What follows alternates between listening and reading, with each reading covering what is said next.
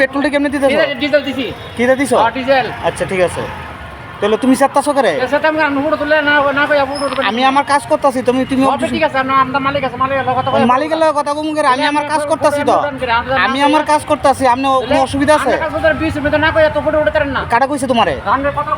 আচ্ছা তোমার কথা তুমি তুমি কি মালিকরে জানো কি? আমি কে কইছি আপনার ফটো ওঠানোর দিলি তো আমি তুমি মালিকরে জানো?